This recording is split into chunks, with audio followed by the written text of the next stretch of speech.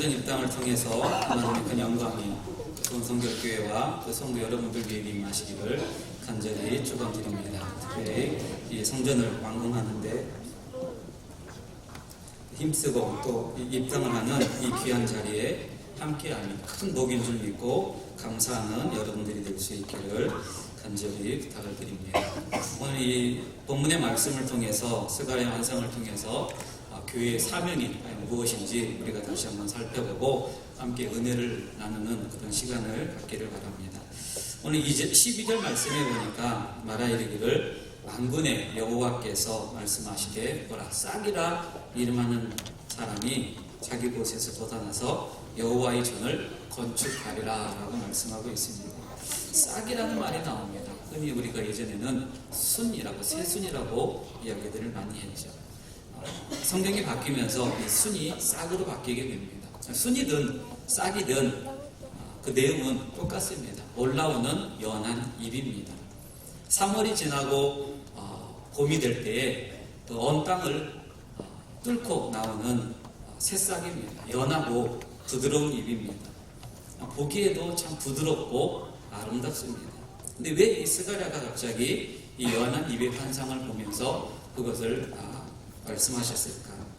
이 싹이라고 하는 단어는 성경에, 특히 구약 성경에 여러 번 의미를 가지고 우리에게 말씀하고 있습니다. 특히 이사야 말씀에 보면 그런 말씀들이 이사야가 예고하기를 앞으로 메시아가 올 것이다. 그는 연한 순 같고 부드러운 가지 같을 것이다 라고 표현을 한 게 있습니다. 메시아가 이 땅에 오시면 그는 아름답고 영화로운 그 모습을 보일 텐데 그 이름이 순이다, 싹이다 라고 이야기를 합니다. 이사야 53장에 보면 그런 말씀이죠. 그는 주 앞에서 자라나기를 연한 순 같고 마른 땅에서 나온 줄기 같아서 고운 모양도 없고 풍채도 없은즉 우리의 보기에 흠모할 만한 아름다운 것이 없도다 라고 이야기를 합니다. 그는 과연 누구입니까? 바로 메시아를 설명을 하는 거죠.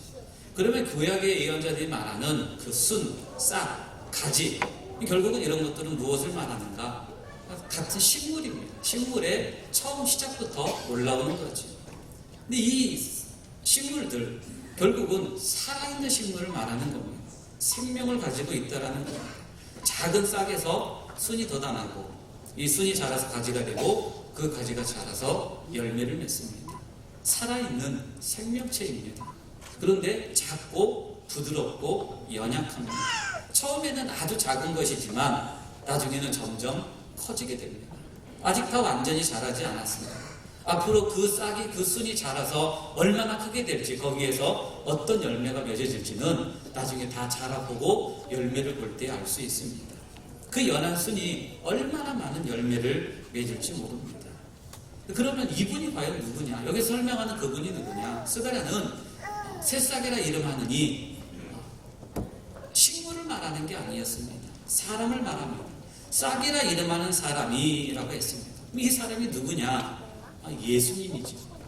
인간으로 오신 메시아 예수님입니다. 처음에 오실 때 아무런 보잘것없는 그 새싹처럼 사람들에게 흠모할 만한 것이 없었습니다. 그가 태어나고 또 그가 자라고 이런 과정 속에서도 멸시받고 버림받았습니다. 그러나 그가 십자가에서 죽게 된 이후로 놀라운 일이 벌어지게 됩니다. 아멘. 보라 내 종이 형통하리니 받들어 높이 들려서 지극히 존귀하게 되리라. 이사야 53장에서 우리에게 말씀하고 있습니다. 그는 죽어서 형통하게 되었고 하늘에 높이 들려서 존귀하게 된 것입니다. 아멘. 그분이 누굽니까? 바로 예수 그리스도입니다. 스가랴가 탁월한 것은 이 새로운 성전을 지으면서 거기에 예수 그리스도와 성전을 연결시켰다는 겁니다. 그는 예수님을 그가 지으려는 성전과 같이 연관을 하면서 이야기를 합니다. 그가 성전을 세우신다, 그가 성전을 다스리신다, 그가 성전을 세상에 보내신다. 이 세 가지입니다. 세우시고 다스리시고 보내시고. 교회의 사명은 이 세 가지가 있어야 한다는 겁니다. 이 세 가지는 오늘날의 교회도 마찬가지입니다. 예수님과의 관계가 이렇게 형성이 되지 않으면 그 교회는 건강한 교회라고 볼 수가 없습니다. 아멘. 우리는 어떤 믿음이 좋은 믿음입니까? 열심히 주일날 빠지지 않고 열심히만 다니면 그게 좋은 믿음입니까? 아니 헌금 많이 하면 그게 좋은 믿음입니까? 기도 많이 하면 그게 좋은 믿음입니까? 좋은 믿음 안에 포함되는 것들이지만 정말 중요한 것은 그 안에 새로운 생명이 있느냐입니다. 그 생명이 과연 무엇입니까? 교회는 이렇게 스가랴가 제시한 세 가지 기준을 기억하는 것이 중요합니다. 우리도 마찬가지로 이 세 가지가 우리에게 적용이 되는지 바라봐야 됩니다. 먼저는 예수님이 세우셨다는 거죠. 스가랴만 하는 첫 번째, 누가 성전을 세웠느냐라는 겁니다. 오늘 그 12절 말씀을 다시 보면 그래 말하여 이르기를 만군의 여호와께서 이같이 말씀하시되 보라 싹이라 이름하는 사람이 자기 곳에서 돋아나서 여호와의 전을 건축하리라. 아멘. 그 주인공이 나오잖아요. 싹이라 이름하느니. 누가 성전을 지었느냐라는 거예요. 싹이라 이름하느니예요. 앞으로 오실 메시아 예수님입니다. 스가랴는 바벨론이 이스라엘 백성들이 바벨론으로 포로 생활을 하고 70년의 포로 생활을 마치고 예루살렘으로 귀환을 할 때 학교와 함께 예루살렘으로 돌아와서 무너진 성벽을 다시 성전을 재건하는 그 일을 맡게 됩니다. 수룹바벨이라고 총독과 또 학계와 함께 그 수많은 백성들이 함께 예루살렘으로 돌아왔습니다. 건축위원장에는 총독 수룹바벨이고 건축위원으로는 각 지파의 장로들을 세웁니다. 학계와 스가랴는 영적인 지도로 건축의 모든 진행 과정을 겸했습니다. 많은 백성들이 자발적으로 여러분들과 마찬가지로 교회를 짓는 데 열심을 다해서 기도하고 헌물하고 모든 일들을 다 했습니다. 처음부터 그렇게 된 건 아니었죠. 18년 동안 성전을 짓고 싶었지만 지을 수가 없었습니다. 여러 가지 반대들이 있었습니다. 하지만 18년이 지나고 나서 주전 520년에 건축이 시작이 되었고 얼마 안 있다가 성전을 다 짓게 됩니다. 그러면서 오늘과 같이 입당 예배를 드리고 있습니다. 많은 백성들이 감격해합니다. 야, 우리가 드디어 해냈구나. 포로로 있던 우리가 다시 돌아와서 하나님의 성전을 재건했다. 감사합니다. 다 들떠있는 분위기로 우리가 있다라고 막 감격해하고 있을 때 스가랴가 이런 말씀을 합니다. 여러분, 성전 재건하느라 참 고생이 많았습니다. 그러나 여러분들이 알아야 할 일은 아무리 우리가 성전을 지었다고 이야기하지만 우리가 지었다라는 생각을 하지 말아야 된다는 겁니다. 성전은 싹이라고 불리는 이름, 싹이라 이름하는 사람, 곧 메시아께서 지으셨고 그분이 성전의 주인이십니다.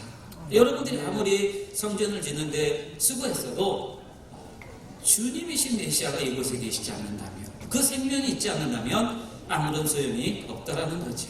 메시아가 곧 성전의 건축자이고 주님이십니다. 아멘. 그분이 우리의 성전입니다. 아멘. 그러자 사람들의 마음이 엄숙해집니다. 숙연해집니다. 그러면서 그때 바로 깨닫게 되죠. 성전의 주인이신 하나님, 그 하나님 앞에 엎드립니다. 정말 여러분들은 이 교회가 누가 과연 세웠을까? 이 교회는 바로 예수님이 세우신 교회이고 예수님이 이 교회의 주인이시고 예수님이 이곳의 머리인 줄로 믿으시기 바랍니다. 아멘. 갈시아대 빌립보에서 예수님이 하신 말씀 기억하십니까? 또 내가 내게 이르노니 너는 베드로라. 이 반석 위에 내 교회를 세우리니 음부의 권세가 이기지 못하리라. 중요한 두 말씀, 내 교회라고 이야기를 합니다. 누구의 소유입니까? 어느 누구의 소유도 아닙니다. 누구의 지배를 받는 겁니까? 이 교회는 내 교회, 예수님이 주인이 되신 교회다라는 말씀입니다. 그러면서 두 번째로 무슨 이야기를 하냐면, 그렇게 예수님이 세우셨고 그럼 누가 다스리시느냐? 싹이라 불리는 메시아가 성전을 세운 것처럼 또 그가 성전을 다스리신다라고 말합니다. 아멘. 13절 말씀에 보면 그래요. 그가 여호와의 전을 건축하고 영광도 없고 그 자리에 앉아서 다스릴 것이요 또 제사장이 자기 자리에 있으니 이 둘 사이에 평화의 의논이 있으리라 하셨다 했습니다. 사게라 이름하는 그 메시아가 성전을 지으셨고 그 자리에 앉아서 다스리신다라고 그럽니다. 자리는 통치를 말하는 겁니다. 앉았다라는 것은 왕이 백성들을 다스리기 위해서 앉는 겁니다. 예수님이 교회를 다스리고 계신다라는 말씀입니다. 아멘. 교회가 지금 세워진 게 얼마나 됐습니까? 수원성결교회는 91주년이 되었지만 이 땅에 예수님께서 교회를 세우신 것은 약 2000년 전입니다. 그 2000년 전에 세워진 교회가 지금까지 계속 이어졌다는 것은 놀라운 일입니다. 초대교회 교회가 그냥 막 지금처럼 막 세워진 게 아니에요. 많은 핍박과 많은 환란들이 있었습니다. 또 외부로부터 오는 그것뿐만이 아니고 내부로부터 끊임없는 부패가 있었고 이단의 공격들이 있었고 그런데 2000년이 지나도록 이 교회가 쓰러지지 않고 올바로 세워져 있었던 것은 바로 하나님이 다스리는 교회이기 때문입니다. 아멘. 외부로부터 오는 환란들 다 믿음으로 이겨내게 하십니다. 안에서 나오는 부패들 또 여러 가지 이단들 다 회개를 통해서 새롭게 하십니다. 이 두 가지를 가능하게 한 힘의 근원 바로 하나님이 다스리시기 때문입니다. 아멘. 하나님의 통치는 힘으로 다스리는 것이 아니라 생명의 통치였습니다. 말씀의 통치였습니다. 하나님이 늘 함께 하셨다는 거죠. 그래서 우리가 항상 기억할 것은 우리가 항상 예수님의 생명 안에 있어야 한다는 겁니다. 아멘. 교회는 이런 음부의 권세를 이기고 최후 승리하게 되어 있습니다. 우리 안에 예수님의 생명으로 가득하게 될 때 그렇게 되는 것입니다. 교회는 하나님의 도움으로 다만 음부의 권세를 이기게 할 뿐만 아니라 하나님의 은혜로 쑥쑥 건강하게 잘 자라야 됩니다. 아멘. 스가랴가 메시아를 이렇게 새싹, 새순, 가지라고 이렇게 은유적으로 부른 이유가 바로 이겁니다. 이것들은 전부 다 생명이 있습니다. 생명체 살아있다라는 거죠. 자연적인 생명은 물을 주고 거름을 주고 그러면 다 잘 자라게 되어 있습니다. 예수님이 교회를 다스리십니다. 예수님이 우리를 다스리십니다. 우리가 예수님을 오래 믿을수록 많은 사람들은 그래요. 오래 믿을수록 더 뿌리가 깊게 내리고 더 건강하고 또 더 힘있게 예수를 섬겨야 되는데 오래되면 오래될수록 고집만 더 세지고 더 겉늙어지고 더 아는 것만 많아져서 자기 마음대로 하는 사람들이 많아집니다.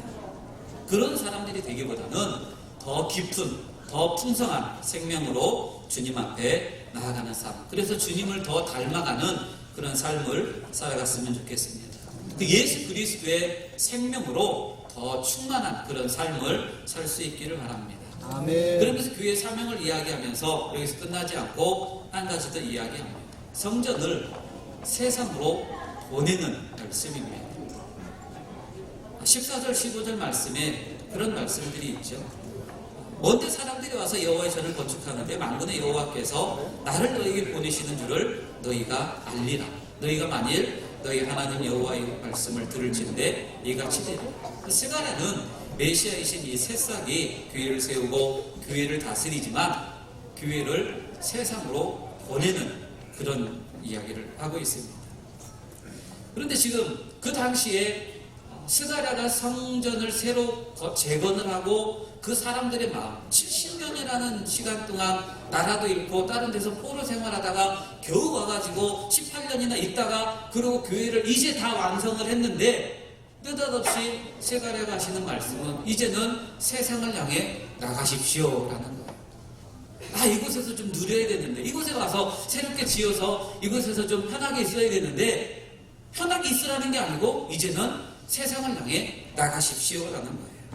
야, 성전 예쁘게 잘 지었다고 멋있게 지었다고 거기 눌러앉지 말아라는 거예요. 세상으로 향해 나가라라는 거예요.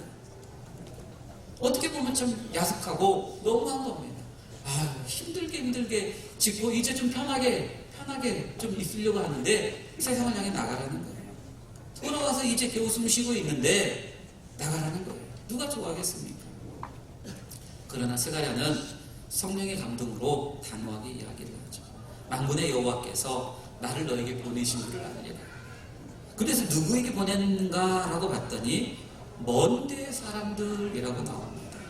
정확하지는 않지만 공간적으로 이스라엘과 멀리 떨어진 나라들을 의미하거나 또 신앙적으로 하나님과 멀리 떨어져 사는 그런 이방인이 아닐까라고 생각합니다.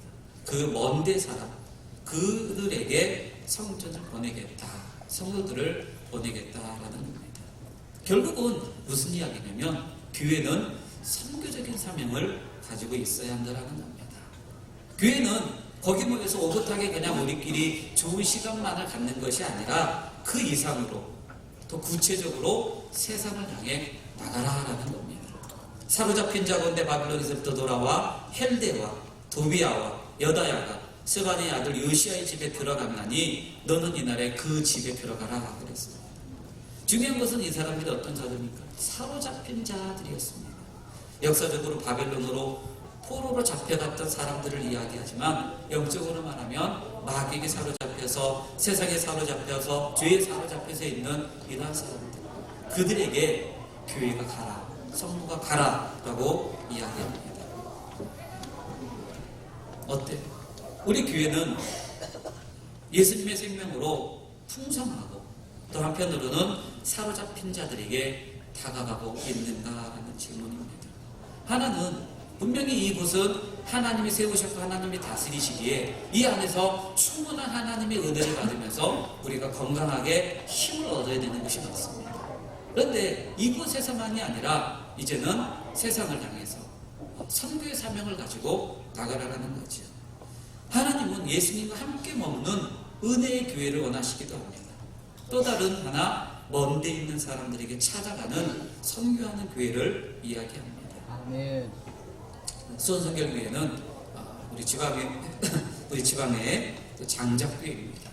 장작교회는 어떤 장자로서 책임감이 있습니다. 앞으로 더 책임 있는 그 장작교회로서의 사명에 힘쓰는 그런 교회가 될 수 있기를 바랍니다. 아멘. 또 오늘 이후로 이제는 선교의 열정을 품고 세상을 향해 더 열심히 나아가는 그런 교회가 될 수 있기를 바랍니다. 아멘. 믿지 않는 이들에게 복음이 전해져서 이곳이 이제는 구원의 방주의 역할, 많은 이들에게 그리스도의 복음을 증거하고 또 많은 이들이 찾아올 수 있는 교회가 되기를 간절히 바랍니다. 아멘. 언제나 함께 하시는 하나님의 은혜와 축복이 또 수원성결교회와 또 우리 모두에게 함께 하시기를 주님의 이름으로 간절히 소망합니다. 아멘. 기도하겠습니다. 하나님 아버지 감사합니다. 우리에게 귀하고 놀라우신 은혜와 축복으로 말씀으로 인도하시고 특별히 이 귀한 교회를 통해서 주님께 감사함으로 영광 돌리게 하심을 또한 감사드립니다. 아멘. 주님이 함께 하셨습니다. 주님이 세우셨고 주님이 다스리십니다. 아멘. 이제는 주님께서 나가라십니다. 보냄을 받은 그런 선교의 사명을 가지고 이 땅에 이곳에 그리스도의 복음을 전하는 귀한 사명 있게 하여 주옵소서. 아멘. 이곳에 모여 기도하는 모든 기도의 질문받아 응답받게 하시고 아멘. 이곳에서 모든 문제들이 해결받고 새 힘 얻고 능력 얻어 세상을 향해 그리스도의 복음을 전하는 복된 우리의 삶이 되게 역사하여 주옵소서. 아멘. 예수 그리스도의 이름으로 간절히 기도합니다. 아멘.